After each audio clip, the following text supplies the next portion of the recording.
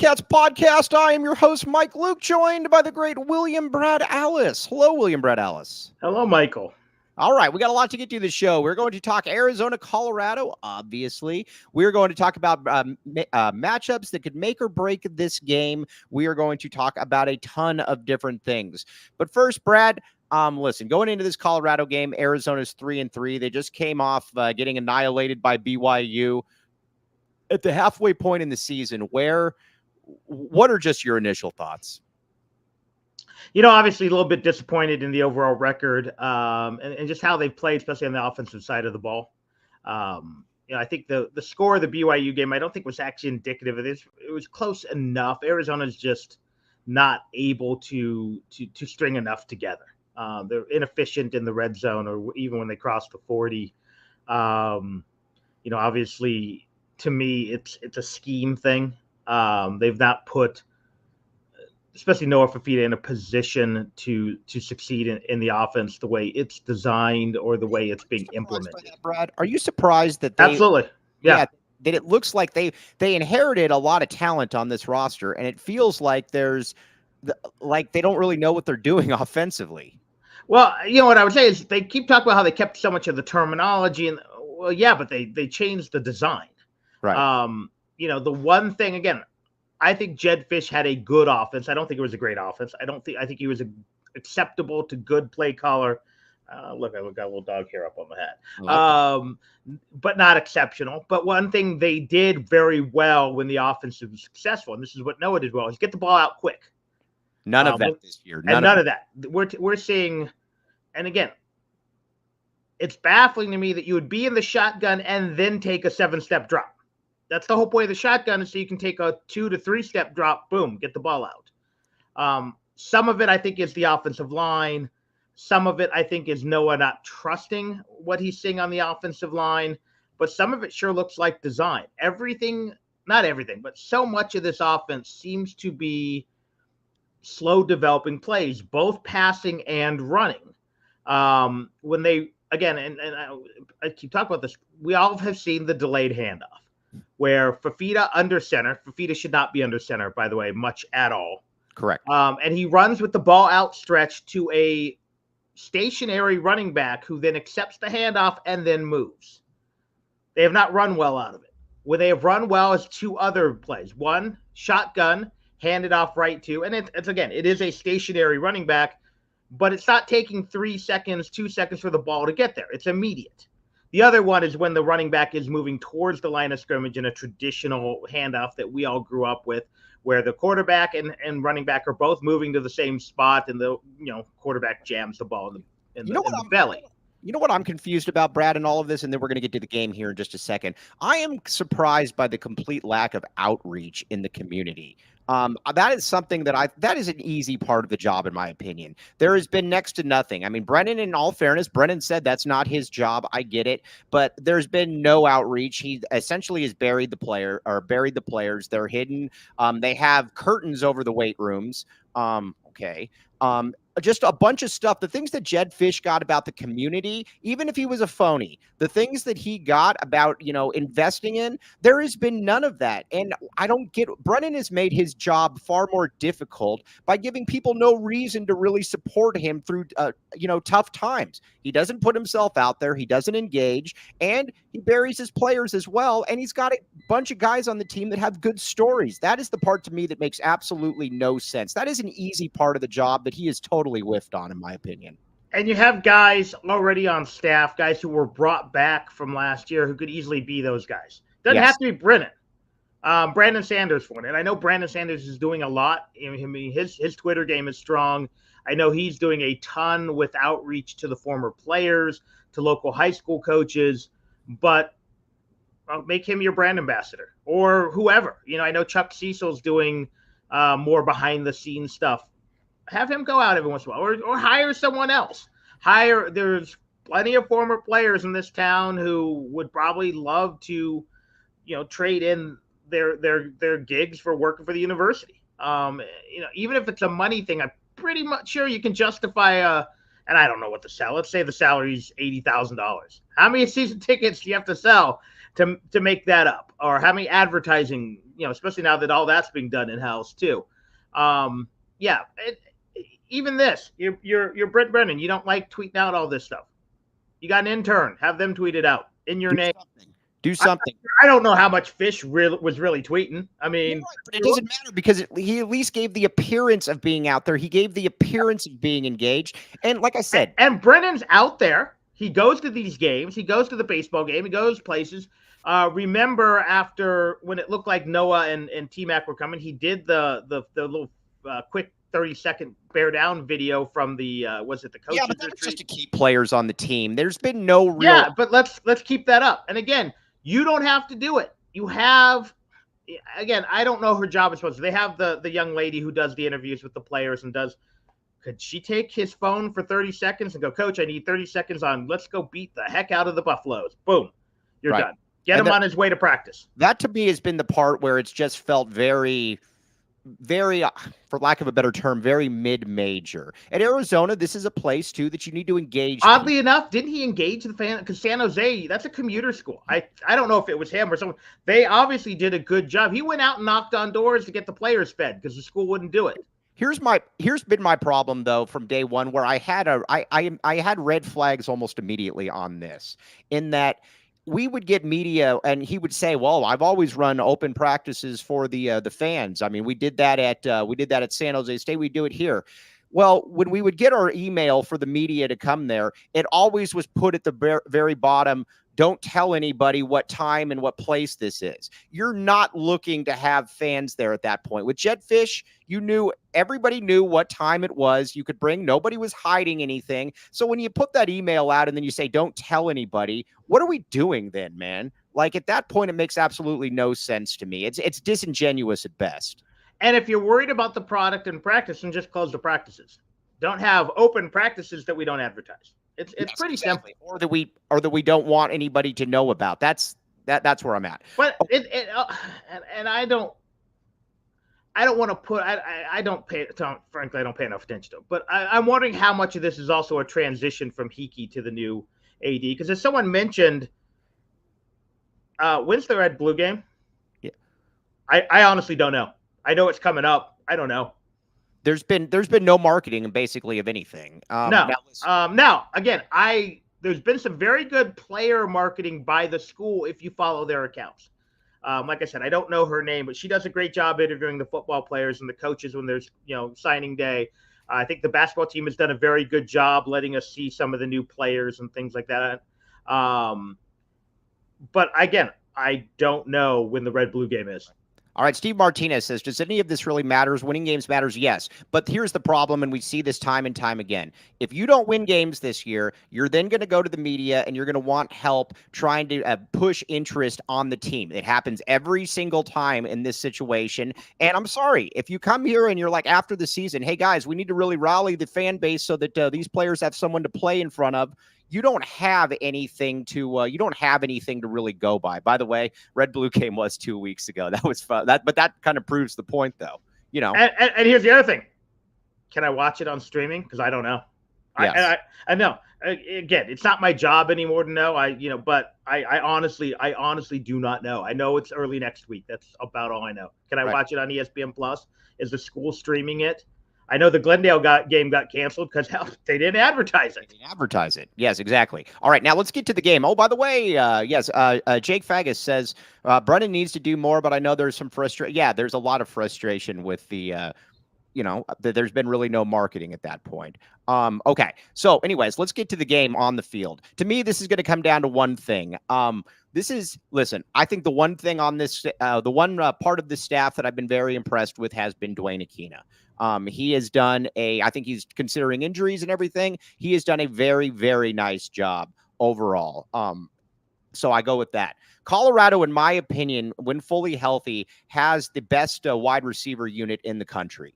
Now, listen, I know some people like Ohio State because you got the 2 first-rounders, totally get it. But when healthy, Colorado has a guy, like I said, an Omarion Miller that looks like a first-round pick that's your 4th wide receiver. You got LeJohntay Webster. You got Will Shepard. You've got, obviously, Jimmy Horn. You got Travis Hunter. That is a loaded wide receiver unit. And, obviously, Shadur Sanders is really, really good. Arizona is going to have to get to Shedeur Sanders, because the one thing that we have seen is that their offensive line is still not very good. They've given up 24 sacks this season, or 23 sacks. Arizona has got to be able to hit Sanders, and you've got to hit him a lot. Yeah, Arizona's going to absolutely need that front seven, because even – and I didn't see the final injury report, but I know the doom and gloom is they could be down 5 guys, even if it's 3 or 4. You've got some depth, but you don't have that much depth. So you are going to absolutely need that front 7, primarily that front 4 and any blitzers, to hit Sanders, to make him uncomfortable, to sack Sanders whenever possible. But no matter how good Akina schemes, you're going to have to score points, because Colorado's going to score. Whether that's 28 or 48, I'm not sure, but you're going to have to score. But yes, you have to exploit the offensive line. You have to exploit Sanders. You have to make him uncomfortable. We've poo-pooed him a little bit. He's a very good quarterback. I don't know if he's the number 1 draft pick or the number 1 quarterback pick, but he's very good. He's a top 4 or 5 quarterback in college football, probably, who is capable on his great nights of being great, of being the best quarterback in the country. Just as he's got 1 or 2 receivers who are capable of being the best receiver in the country on any given night. And if you're going up against, the number 2 string cornerbacks, then that can be problematic, because, it does not look like, I don't know if they've ruled Davis out, but I've heard Davis not playing. We know safety's very thin. So they're going to have to do some things to put pressure on the quarterback. And even if you don't get to the quarterback, you have to make him uncomfortable. Because again, we've seen that's what teams have done to Noah. When Noah's uncomfortable, he's making mistakes.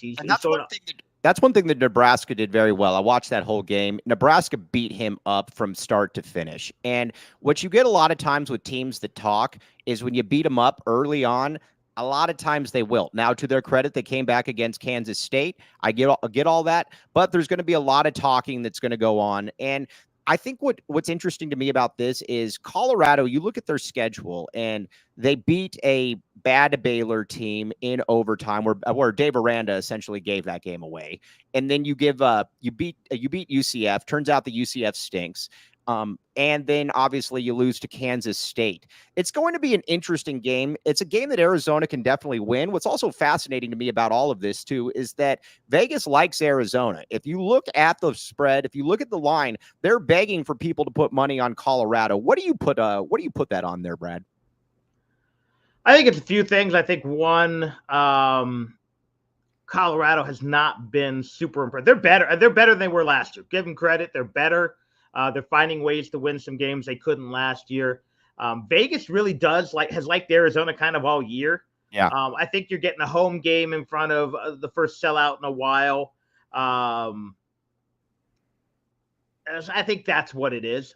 Granted, Vegas liked Arizona last week against BYU, and BYU more than covered the spread. So, but yeah, that's my guess. It's a road game with a team that's been up and down against a team that's been up and down, but has played well at times, even if they don't always have wins to show for it, to beat a good Utah team. Not a great Utah team, but a good Utah team. But that's a better win than anything. That's a better win than anything Colorado has. And that might be a comparable comparison to Colorado. Very different in how they do it, but they're both good teams. I mean, Colorado's a good team who, again, when everything's clicking, is a great team.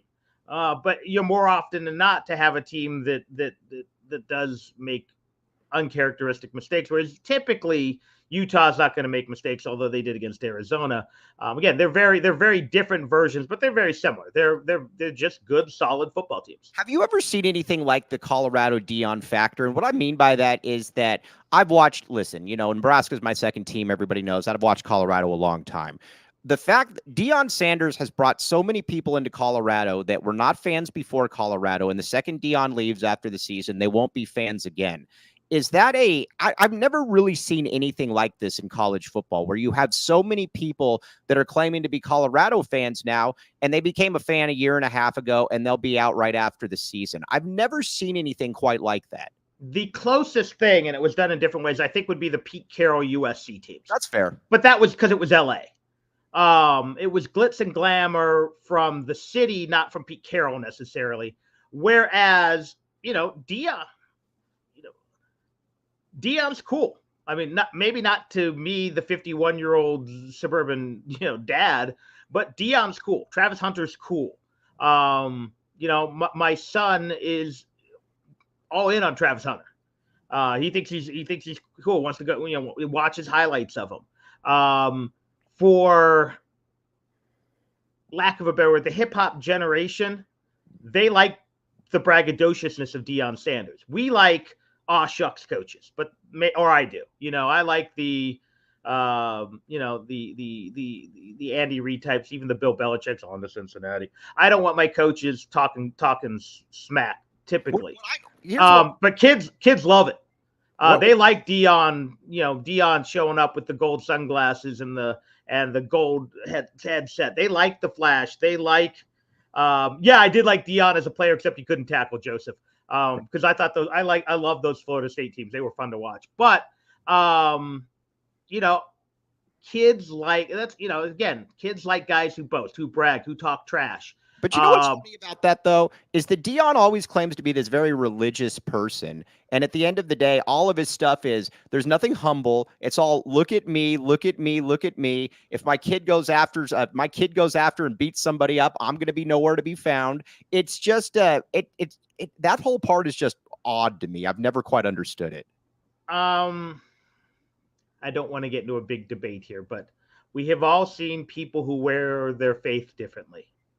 Whether it's a political thing or not, there are people who like their preachers driving very nice cars, and there are others who want their preacher to live in the house in the back of the church. And I'll just leave it at that. No, Deion has always been very look at me. That's how he was as a player. That's how he was as an analyst. That's how he has been as a coach. And it's very on brand, and his brand has been up until now very successful. And even though the wins and losses at Colorado aren't there, it's a success for the program.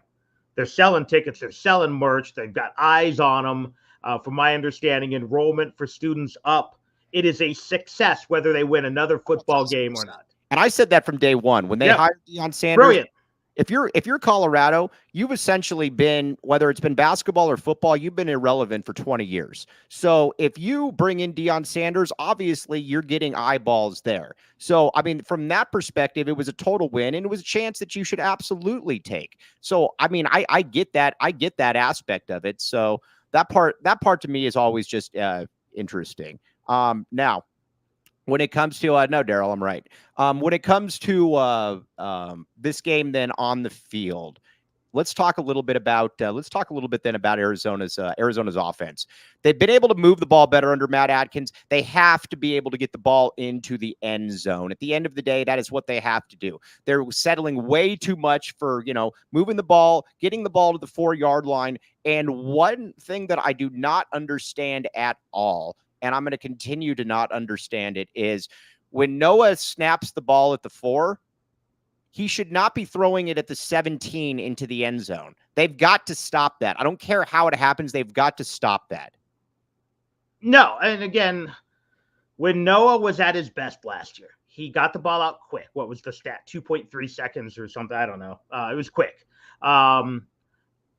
If I like booting out shorter quarterbacks. Now, maybe he doesn't. I don't remember him not being able to throw on the move. It seems like he was pretty good at it, but maybe there's an uncomfortability.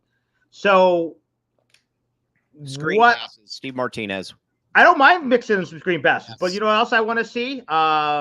Slants, boots, slide the protection when you can. And there was a good one of this last night. Take that quick drop, try to block and open up the hole, have him step into the hole and throw. But when you have most of your pass routes way downfield, you have to take deeper drops, and that's not successful. So, yes, send some guys deep. Try to clear up the zone. Try to find your tight ends, and by tight ends, I mean Burnett, underneath. Get the ball out to backs, because eventually then you can do T-Max down there somewhere, and you can chuck it up. But you need to set those up. That can't be unless that's your first play, a couple play of the game. Yes, we're going to go deep. We got T-Mac matched up on a corner with no safety help, but it doesn't look like they're playing chess. where, yeah, I'm going to hit a bubble screen. I know we all hate the bubble screen, but you know what? If it moves the linebacker over or moves the safety over, and later that sets up a slant or sets up the tight end in the seam, and then that later gets another safety to move, and that gets T-Mac that single coverage. That's why you do it. Not every play is drawn up to score a touchdown. Sometimes they're designed to get 2 yards, but move the linebacker closer to the hash or move the corner inside the numbers. There's all little subtle things that plays are supposed to do. And that's what teams are doing when they script their plays. One, they want the players to all know the first 20 plays, but they're trying to create little mismatches with the defense that you might not exploit for 3 quarters. Right. Now let's hear Cade Harrop says, yes, I guarantee you these CU fans weren't going to Folsom Field during the early 2000s, and I don't blame them because it was embarrassing, but after Deion watched their 1 million Instagram follow, yeah, I mean, that's just the way it is. Deion is a supernova when it comes to that. I mean, listen, Colorado at the end of the day has one top 25 finish in football in the last 20 years. They have one top 25 finish in basketball in the last 20 years. It hasn't been relevant. So, I mean, that's just kind of the way it is. I will say this, as much as we like to make fun of Tad Boyle, he's made that a consistent, solid basketball program, because CU basketball was one draft pick every 7 years, NCAA tournament for one weekend, and but he's made them a good program. And the best case scenario here, unless Deion loves Boulder, my guess is the best scenario is he wins 10 games in the next couple of years, takes another job, and you're able to bring in a disciple to carry it on. And that could happen. Again, he's better in year 2 than he was in year 1, and that's all you can hope. He's not coaching. He's not sticking around for a rebuild, because you don't get better losing. It's kind of like we talked about with Arizona. You don't get better losing T-Mac, Jonas Savaiinaea, and Tacario Davis. You don't get better losing Shadur, Travis Hunter, those kind of players. Maybe you get better getting rid of Shiloh, but that might be it. Well, your hope is if he can't get a better job, which he may or may not, that you can continue to bring in top flight transfer talent, because that's the way you build at a Colorado with a guy like Deion, who again is a brilliant marketer, who has been a good, not great coach at Colorado, maybe not even good, but his success at the FCS level was really good with great players. So that's why I think your hope as a Colorado fan, which was ironically enough in a very different way Arizona's hope with the Jedd Fisch, because they knew he wasn't staying 20 years. They just didn't think he was staying 3. All right, now let's get into a little bit. I want to talk a little bit about Travis Hunter and all of this, but first, branded bills. Brad, I had branded bills delivered to. I saw the box. Ted Wardo was very happy about it. His eye almost popped out. True story. But with did you think his bark box was he a little disappointed, or was he just sold on that? Definitely, he was very, very bummed that this wasn't Chewy or whatever his favorite brand is. He was upset. But here's the deal with branded bills. The great thing about it too, Brad. Do you have any branded bills? Not yet. I need to do a deep dive. I'm very picky with my hats, so head to brandedbills.com and use code PHNX for 20% off your first order. Be like the prodigious Kevin Thomas and have one. And again, branded bills, all kinds of really good stuff. You will thank me later when you get branded bills. And again, you will thank me later. Okay, now let's also talk about the Gila River Resorts and Casinos. All right. Now, you might be like JB and you don't have a lot of other stuff to do in your life. Not a problem. Go to the Gila River Resorts and Casinos. They can help you out. Everybody get in the wave. Come on, get in the wave right now. Brad, do it again. Get the wave in here. Come on. Come on, everybody. Wave time, guys. Wave time. Throw it in there. It's a fun and immersive experience at the Gila River Resorts and Casinos. There we go, Cade. There we go, Andy. And again, you can maybe, Brad, have you ever been there before? I have not. No, I've been by it. I have noticed it. You can't miss the wave. Yes. But you know what? Maybe you'll see Kevin Thomas there at some point. But either way, check it out. Oh, he's there. I'm going for sure. Yeah. Oh, who's not going to be there? We're going to get some. Well, I'll bring him some toasted ravioli. We'll talk a little St. Louis. It'll be great. Yes. Gila River Resorts and Casinos, though. Check it out. All kinds of really good stuff there. You will thank me later. All right, let's talk about the Travis Hunter T-Mac matchup. I would actually like Colorado to put Travis Hunter on him. Last year, Obviously, he wasn't on T-Mac much. T-Mac had the spectacular catch in the end zone. I am going to say this. I do believe that Travis Hunter is the best player in college football. I would vote for him probably. Well, unfortunately, I'd probably vote for him for the Heisman. But I also don't love the thing where Colorado fans keep saying, oh, well, he didn't, T-Mac only had the touchdown or whatever. Well, dude, if you keep him off of him all game, then yeah, of course. I would like to see these two go mano-a-mano. Oh, absolutely. I mean, it's a heavyweight matchup, and I think you could argue that T-Mac's having a slightly disappointing season. Obviously, Hunter has missed a little bit of time. I think Hunter is the most intriguing player in college football. Although I would vote for Genty for Heisman at this point. If you gave it to Hunter, I would have no problem. I also wouldn't have a problem with Cam Ward if they stay undefeated. But what Hunter has done is pretty spectacular. He is a top level corner and a top level receiver. We've never seen a guy go. We've seen guys dabble. Champ Bailey, we've seen it, but even at Arizona, Chris McAllister did a few times. But to do it, what is it, 70 snaps a game, and he plays full time on each position. It's spectacular, and he does it at a high level. Yeah. Part of me wonders, does that lead to his injury issue this year? But, either way, it'll be interesting to see what he decides to do at the next level. Well, I think he is slightly better as a corner than a receiver, and that's no knock on him as a receiver. There's more money for a top-level receiver in the NFL than there is corner. Right. And a great example of that, again, hey, let's play the drinking game. L'Jarius Sneed versus Tyreek Hill. Hill got paid. Sneed got some good money. It's about scoring the football. Let's talk about T-Mac then. You made an interesting point. T-Mac's been interesting this year because if you just look at it from the outside, you look at his numbers, you're like, all right, well, he's averaging 120 yards. Something feels a little off with him. It just take New Mexico out, and what's he averaging? About 85 yards a game. And no touchdowns. It just feels, it feels odd. Like there's just odd body language, but I think you could say that for the entire team. And I think that's what's kind of perplexing about this is that the entire team does not have good body language. It doesn't look like they are, that they are moving in the same direction. It doesn't look like they don't look happy. How about that? No, yeah. And I don't know. Again, I'm not close enough to the team to know what's going on, but, they haven't been able to scheme T-Mac into enough of these mismatches as they did. Again, thank you, New Mexico, for covering them single. Maybe no thank you to New Mexico because now no one does.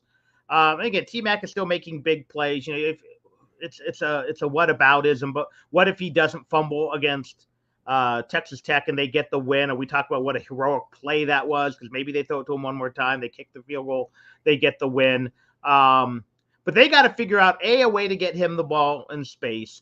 And how do you, again, I hate jump balls to the corner of the end zone, except when your receiver is 6'5". Right. But you can't do that off a 12-step drop. 2 steps, boom, loft it up there. And if you can't get it, oh, well. If he's double, triple covered, you throw it high enough, maybe he comes down with it. But, yeah, I mean, Ryan, you've got right now, it does feel like a wasted season. It does. It really does. And for somebody, he's having a good season. Now, he's too talented because right now, we all talk about, was he the best receiver, second best, third best? We talked about Hunter. We talked about Burden. He's just a very good receiver. All right, now let's see here. We got Deion's Disciples coming in here. I can guarantee you that there is no chance that Deion's Disciples was a fan of Colorado a year and a half ago, and he will not be a fan of Colorado 6 months from now. That is the thing with Colorado fans. Deion's Disciple, I believe that you're one of those guys. That's fine. You're not a Colorado fan. You're a Deion fan. That's fine. And that is the Deion factor with all of this. Now let's talk Keyan Burnett. And again, it's great for Colorado football. For sure. Let's talk Keyan Burnett now. I do not care what anybody says. I do not want Sam Olsen out there taking the Sam Olsen thing makes absolutely no sense to me at this point. He's getting more snaps than Keyan. I don't care if Keyan's a little banged up. Sam Olsen's just not good. I don't know what else to say. When you're throwing 3rd and inches and you're trying to throw an out to Sam Olsen, on the sideline that he's not going to catch anyways.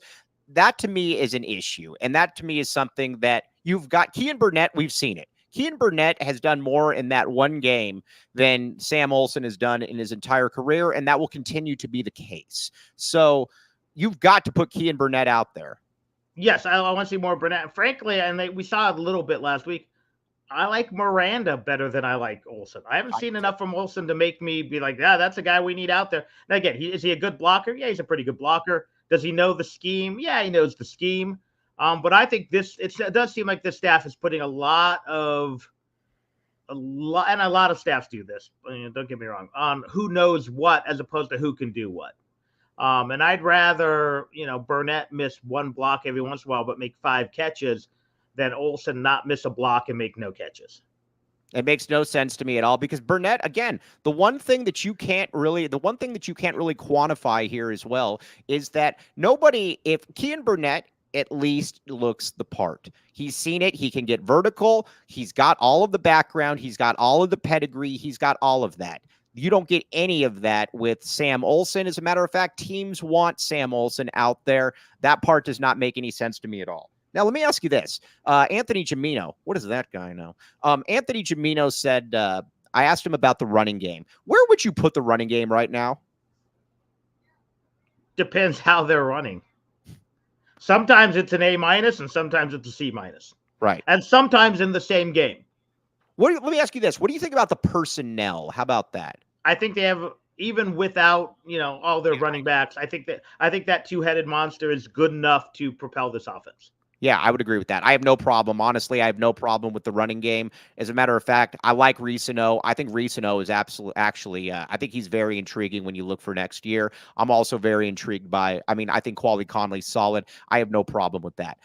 Conley's as advertised, yeah, and I would say Risano is as we hoped he might be. Yes. Risano looks like, maybe he doesn't look like a 4-star back, but he looks like a high 3-star back. Looks like a guy worthy of. He looks like a power 4 starting caliber running back eventually. Yes. So, yeah, I'm fine with that. And again, the 2 young guys who are redshirting, whether they stay in the program, I think remains to be seen. But they're talented too. I guess it's the NCAA is probably going to make a decision on our guy probably sometime after the ASU game. But it is what it is. But you've got 2 good enough running backs. Right. Now, big fan. And frankly, again, when they run it well, the line is blocked well for the running game. Let's talk Caden Luke for a second, a.k.a. #BigFam. So I was getting food the other day, and his mother, who I've never met before, came up to me, and she says, I don't know who you are. Or she said, you don't know who I am, but I know who you are. She said, I'm Caden Luke's mother, and we embraced Caden Luke, get him on scholarship, obviously. Brad, we talked about it last year, how BBN was kind of the culture captain of the team. This dude is going to be an Arizona legend by the time he comes here. Not even necessarily for what he does on the field, but people are going to love him. Caden Luke is the man. And I will say this, I have some good friends in the media who like to hype up local high school players, but sometimes they hype up guys who are 5'8", 160 running backs. Right. Caden Luke, though, had D1 size.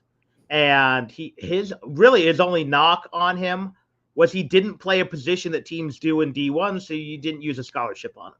Right. But Caden Luke to me is, and you hate the cleat, but he's that hardworking, nose to the grindstone kind of kid. He's an old school 1980s type football player. Fullback. And while it's limited what you can do with him, you need guys like him on that team. Right. And again, who was great at picking out a few guys per class like that? Stoops was. Yes. One of them is going to be back in town. Earl Mitchell. I know Earl Mitchell was a supremely talented athlete. Donald Horton Jr. If you remember Donald Horton Jr. I remember Donald Horton from DeSoto, Texas. He was like a 5'10" defensive tackle, probably 270, looked like a fire hydrant. Right. You needed guys like that.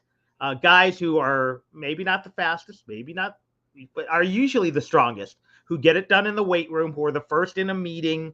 And a lot of times that does come from the walk-on position. If you want talking about another CDO kid, I guess space is the safety whose brother played at Boise State. I don't know why I just forgot his name. Jared Tevis.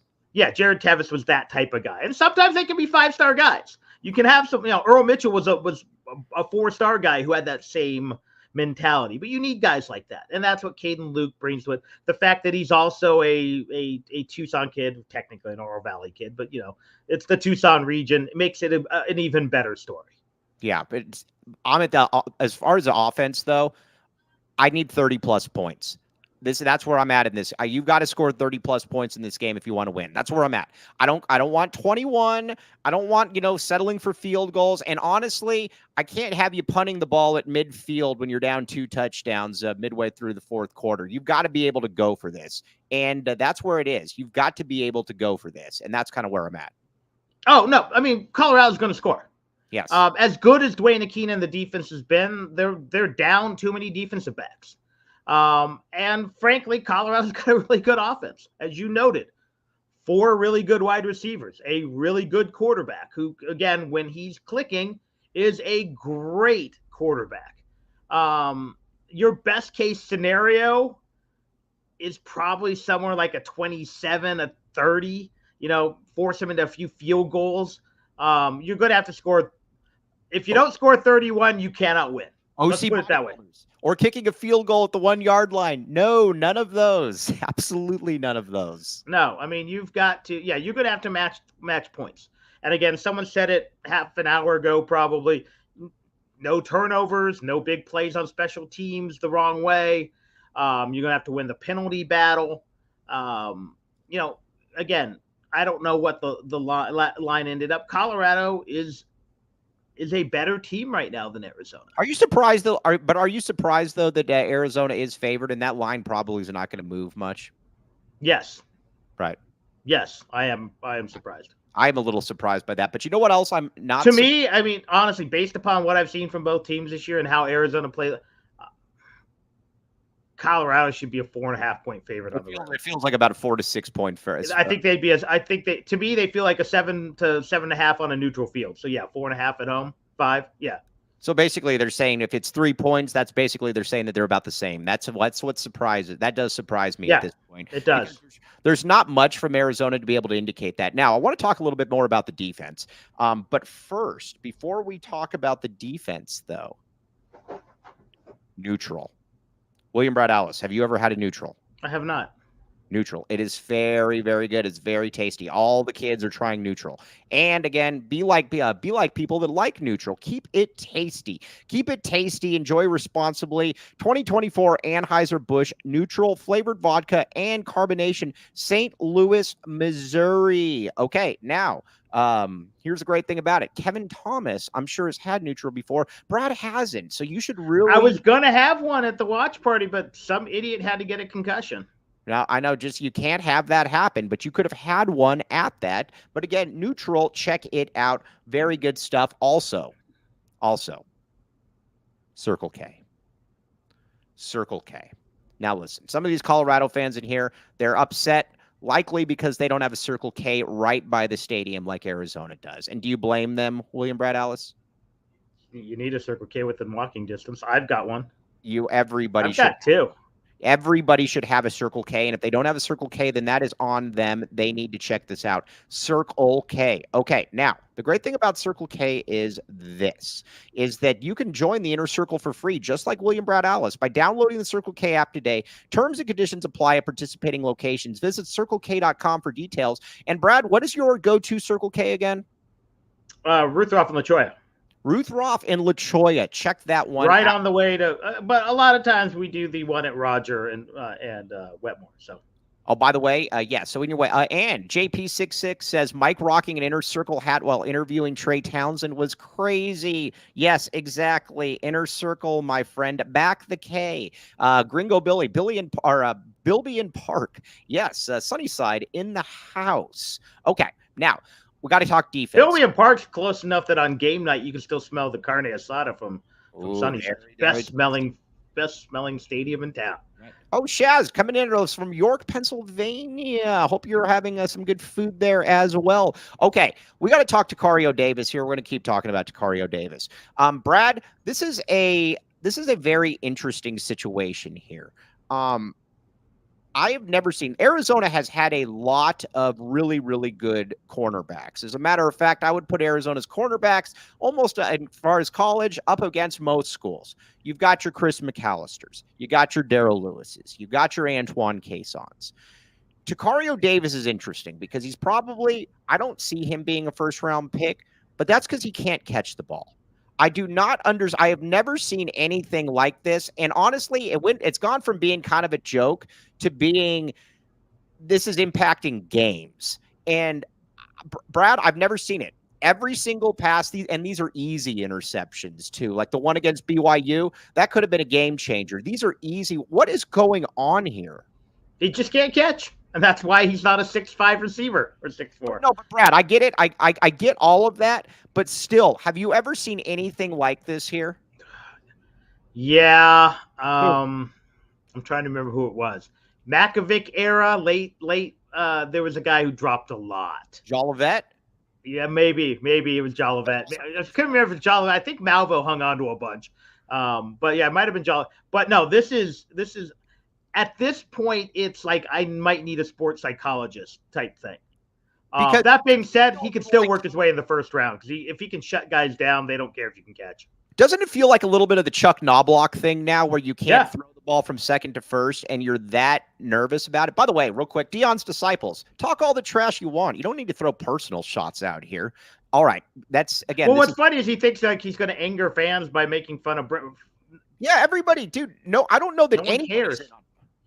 Nobody's in on Brent Brennan. You know what? I'm going to go on a rant here for a second. I do not understand people that can't listen. Talk all the trash you want on sports. I've never understood people that have to take personal shots. This is sports. This is not something that is serious. We're not curing cancer. We are in the toy section of society. There is no reason to take personal shots. It is sports. Again, talk all you want about a team. Cool. I do it all the time. I banter with people back and forth. You know what I don't do? I don't take personal shots. That's just kind of the way it is. It's not that difficult. You're comfortable in your own skin, Mike, so you don't have to. Yeah. I mean, it's not that. I'm not comfortable in my own skin, and I still don't take personal shots very often. I just I make fun of schools all the time. Yeah, dude. I've raised my kids to say, you know what? At ASU, they hate puppies and children.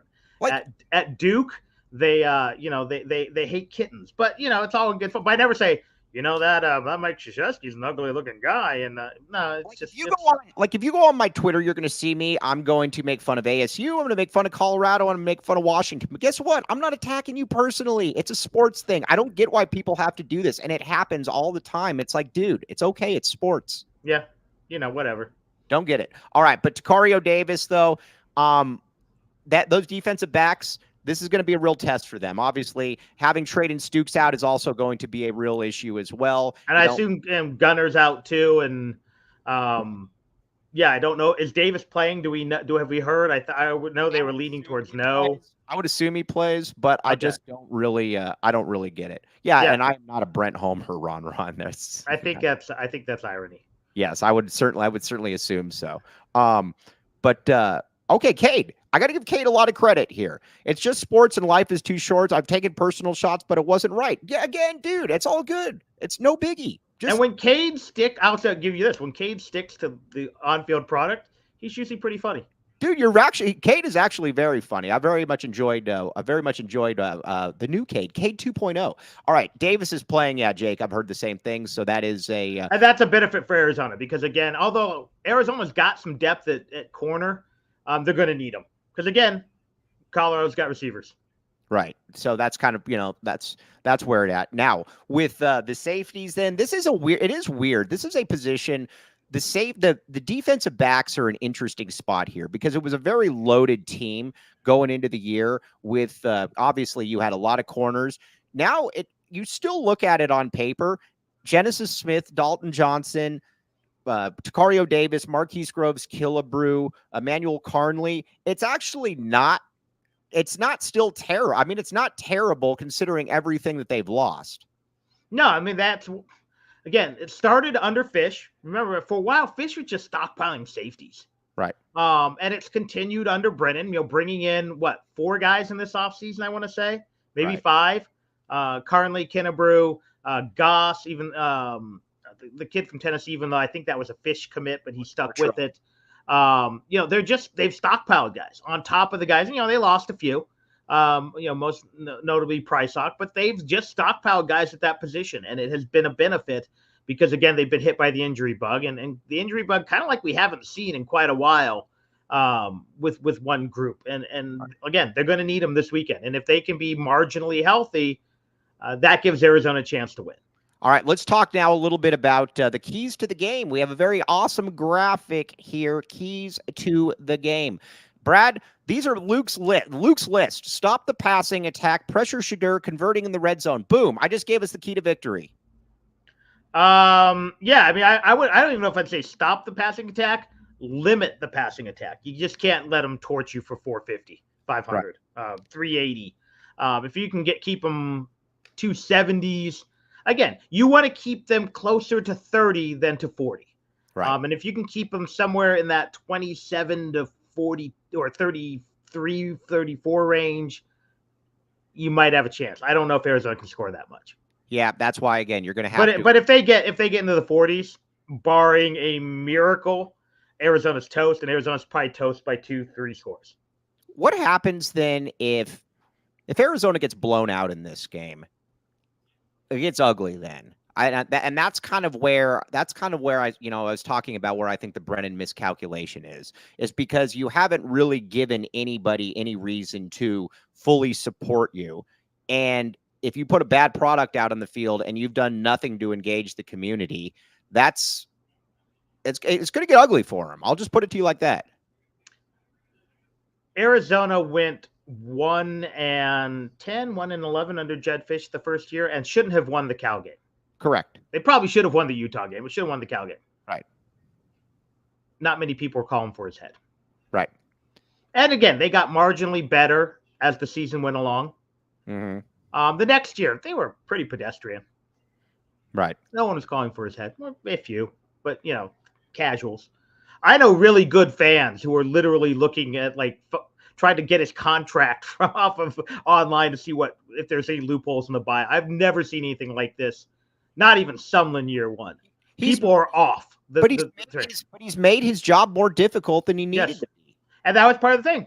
As much as certain people who have made fun of Gronk dropping a ball from a helicopter, squirt guns at the thing. People dug that. I don't care about it, but people dig this. It built some goodwill. The fact that he had the entire football team at tennis matches or baseball games or you buy goodwill. You buy yourself some time. Because Jedd Fisch knew it was a big rebuild. He knew. Hey, Hayes, real quick. People stuck with Mike Stoops. Why? Because the team got marginally better. He was engaging. He was funny. He was insane. Brennan is very dry. He's 3 weeks late to the explaining what's wrong with things and has done no outside engagement. So people are off. Real quick, nobody on here is defending Brennan. That's why Brennan inherited a much better situation than Jedd Fisch did. It's not even close. We're not disputing that at all. What we're disputing though is that you had high expectations, and Brennan basically banked that he was going to win games and that he didn't need to do anything off the field. And that's why people do not have the patience that they had with Jedd. Jedd inherited an awful situation. But Jedd went from day one trying to get people involved here.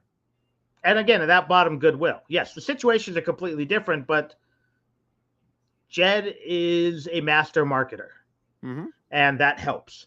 Brennan does not market at all, and that hurts. Because I think if Brennan came in and said, you know what, yeah, we're not quite as deep as you think we are, and this and that, but and was doing all this other stuff, people would be like, okay, I'm a little disappointed. But, they beat Utah. They put 60 on New Mexico. I can still get behind this guy. And now people are looking for reasons not to get behind him, and that's a problem. That's a problem. Okay, now let's talk a little bit about Arizona basketball, because we've got about 10 to 15 minutes left here. Tommy talk. Okay, Brad, you and I have been doing this a long time. You've been covering this team, I believe, since the Ben Lindsay era, if I'm not mistaken. Covering, no, but I remember Luke being hired and getting on board as soon as Sean Elliott got to town. All right. Actually, before that, Pete Williams got there. I watched those games on Eddie Smith on UHF with holding the rabbit ears, and I'm not kidding. Literally holding rabbit ears. Brad, yeah. Like growing up, there was always, and I always feel bad for the people that weren't able to watch these Arizona in the Pac-10, Pac-12 in the 90s, because again, while it wasn't dominant, Arizona, UCLA, and Arizona, UCLA, and Stanford were all top 10 entities. And when Herrick was at his peak, UCLA was at the very top of the college basketball world. You had it. Now, but this is nothing like what Arizona is about to encounter going into the Big 12. You've got 5 preseason of the top 10 teams in the country. Arizona's checking in at 10, and they are predicted to finish 5th. This is going to be absolutely fantastic, William. Yeah, there were a few stretches in times where the Pac-12 went about 6 or 7 really good deep, but because of a lack of marketing and things, the some of those Washington teams or some of those Cal teams got overlooked. But the Pac-12 was pretty close. But where this also gets crazy is once you get past that first 5, 6, 7, the middle of the league is strong. Right. You've got some really good teams in this league, and really good coaches in this league. Whether it's Cincinnati, who again is probably a year away, but that guy can coach, and obviously we know what Jamie Dixon can do, and we know look at Texas Tech. That's what people going into Lubbock's never easy with this new regime. I don't think a lot of fans get that. I think they're looking at it and they're just saying, okay, well, you got these 4 really good teams, but you've got a lot of tournament teams. And you know this, in college basketball, home court advantage means a ton. It just does. It means a ton. And there aren't, apologies, but there are no Corvalises. There are no Pullmans where the kids studying in Section 305 are shushing the basketball players. Right. I mean, I can't think of it. I'm sure there's, maybe if Oklahoma State gets out to a slow start, that place only has 9,000 instead of 14. I don't know what the UCF crowds are, but I know they're expected to be, pretty decent.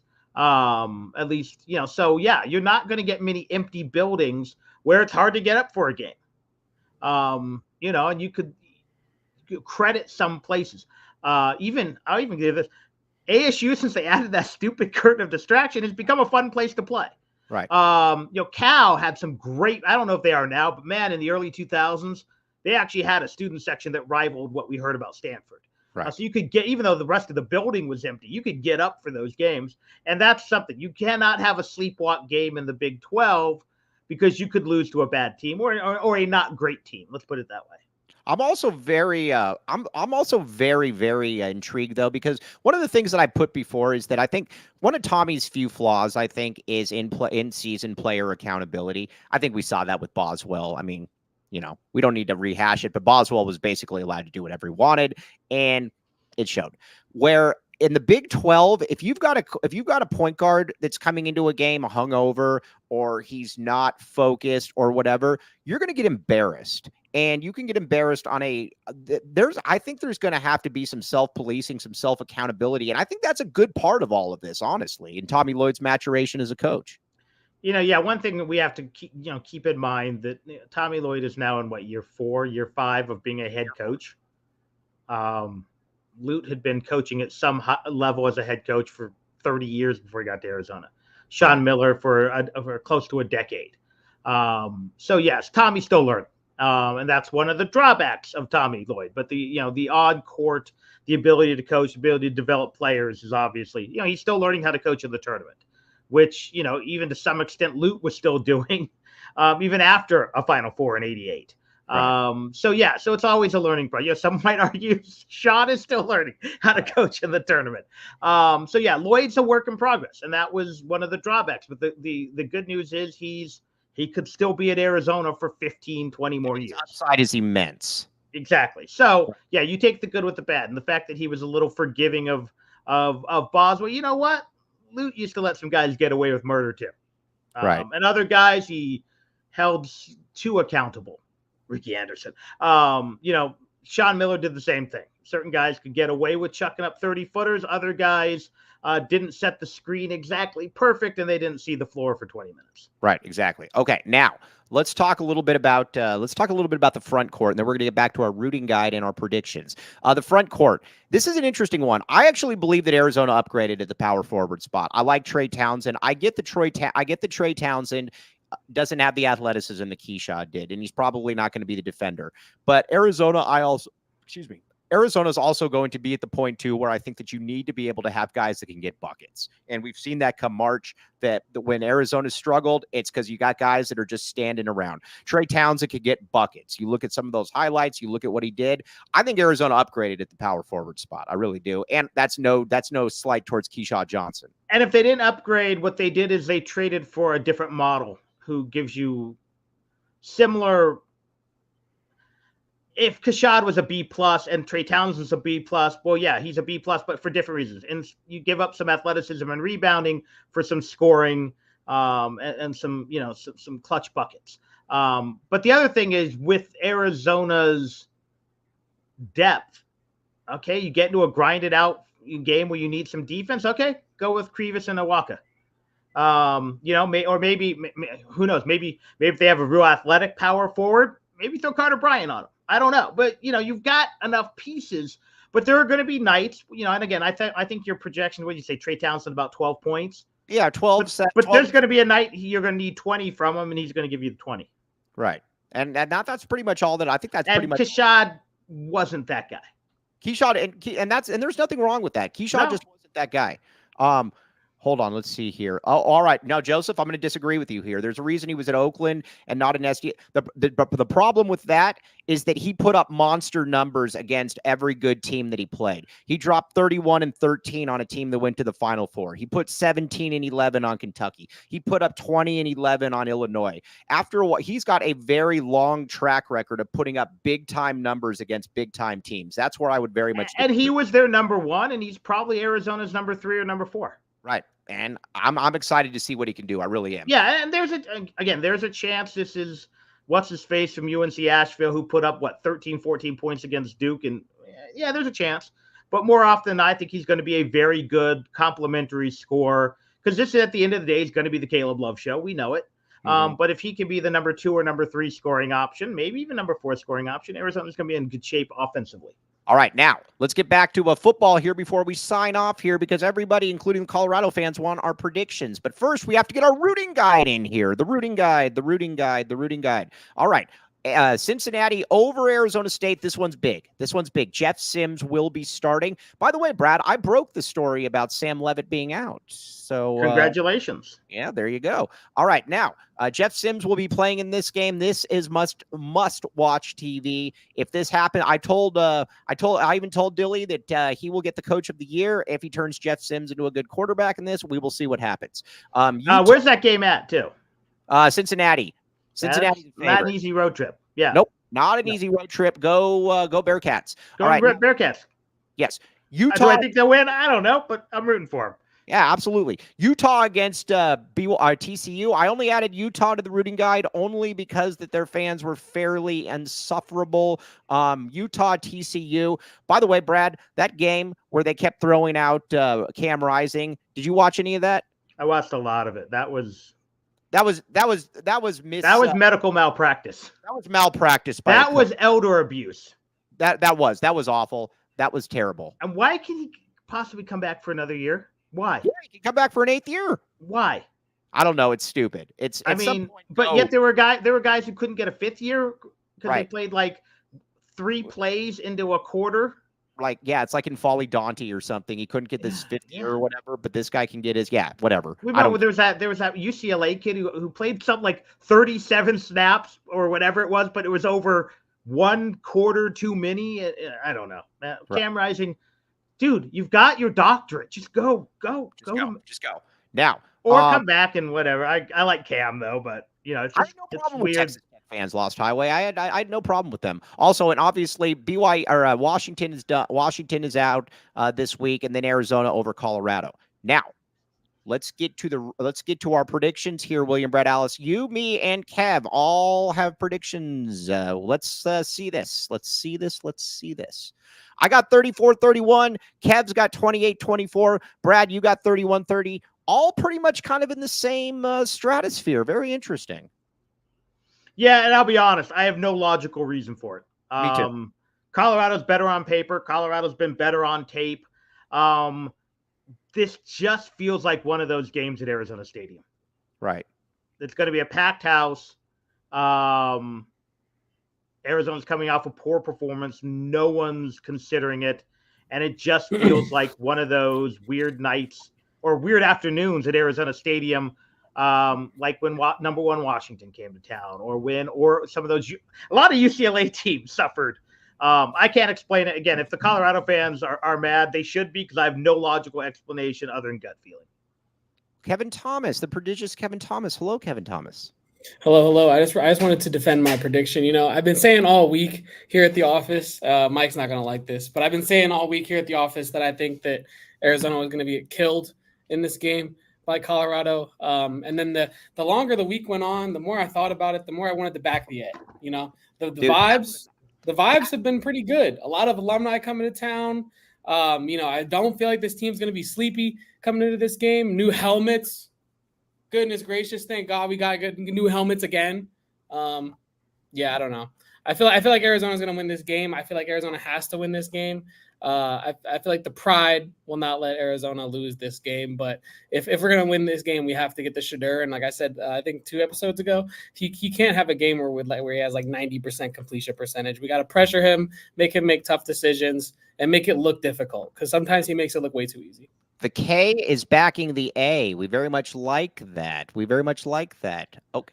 Oh, if Shadur completes 90% of his passes, they score 50, and it's not even close. Yeah. Well, let's hope that doesn't happen. On that note, though, you should also become a PHNX diehard. All kinds of good stuff. Diehard membership, T-shirts, choice from your locker, access to the premium written content, entrance to the Discord lounge, discount on all events. Check it out. Become a PHNX diehard. Okay, on that note, though, we will be back with you on the post game tomorrow, though, for the great William Brad Alice. For Kevin Thomas behind the scenes, I am merely Mike Luke. Appreciate you all. Bear down, back the A. We all silly like the mayor.